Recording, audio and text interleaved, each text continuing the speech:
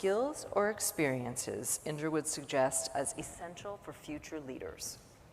Oh, great question. I've always talked about my 5 C's model, and let me talk about them again. The first is competency. I think anybody who wants to be a future leader should have a hip pocket skill that everybody looks at and says, XYZ is the go-to person for that skill. Because unless you're really known for something, and not just as a generalist, you don't stand out from the pack. But in order to be competent at something, you've got to be a lifelong student, because you've got to constantly refine your knowledge of that subject so that you remain ahead and abreast of everything that goes on in that field first. The second I'd say is courage and confidence. It's a pair. You can be very, very competent, but if you're not willing to speak out, if you're not willing to have the confidence based on your knowledge, what's the point, right? You just roll over. So courage and confidence are very important. The third is communication skills.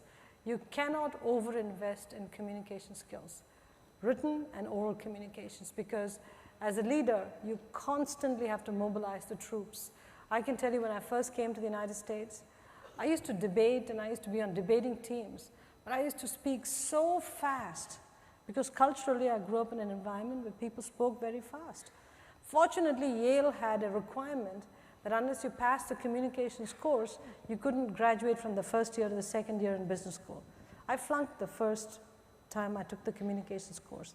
So over summer, I took it again, which was the best thing that happened because I learned to sync my brain with my output from my mouth, and so I started to slow down what I was saying. Huge difference. So I'd encourage all of you, invest in communication skills, critically important. The fourth skill I'd say is consistency. It's important that leaders are consistent. You can change your mind, but change your mind against a consistent framework, because if you're not consistent, people are always second guessing what you're doing. So be consistent. And the last skill is your compass. Integrity is critical in this job. You can be competent, you can be courageous, have confidence, be a great communicator, be consistent. But if you don't have integrity, if that compass doesn't point true north, everything comes crashing down, as we've seen in recent times. So again, it's the 5C model, and that's what I've operated against for all my life.